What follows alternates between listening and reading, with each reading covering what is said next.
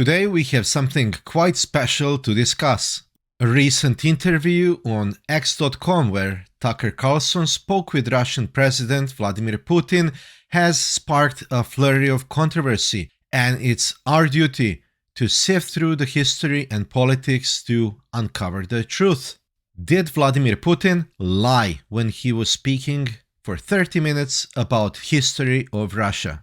Remember, if you appreciate our deep dives into monarchy and history, please consider subscribing. Now let's embark on this journey together.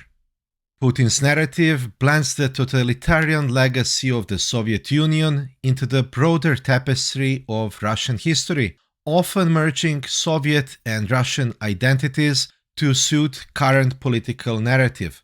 Putin has started interview with a very long speech about Russian history, Rurik dynasty, princes and emperors, and then Soviets. Firstly, Putin speaks of the Bolsheviks wanting to restore statehood through a civil war that dismantled the monarchy, government, and all cultural ties. As monarchists, we understand that restoration typically means reverting to a previous state, not eradicating it entirely for Marxist ideology. The Bolsheviks did not restore, they revolutionized, and in the process, they eradicated a millennium of monarchical traditions. Moving forward to the interwar period, Putin's narrative on Poland's actions in 1939 require a common-sense rebuttal. No country in the world pushes another to start a global conflict. Poland in 1939 did not push Nazi Germany and the Soviet Union to jointly attack her.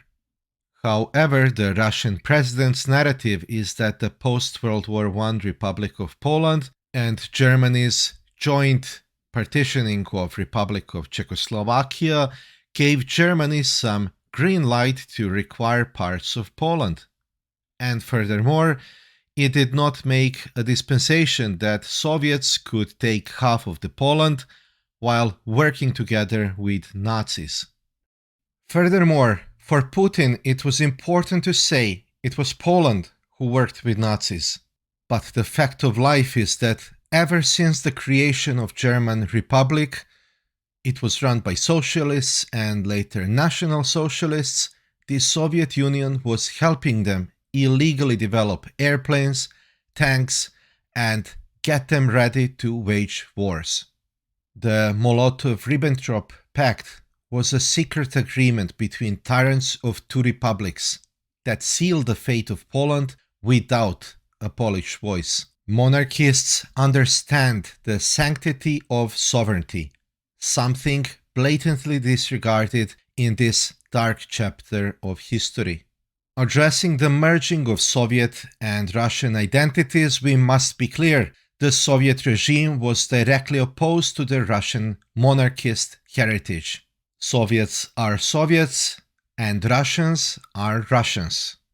Putin's interchange of USSR with Russia reflects a broader trend of leveraging Soviet totalitarian achievements and legacies as part of national identity and foreign policy, emphasizing continuity, greatness, and the restoration of Russia's status as a major world power, drawing selectively both Tsarist and Soviet legacies.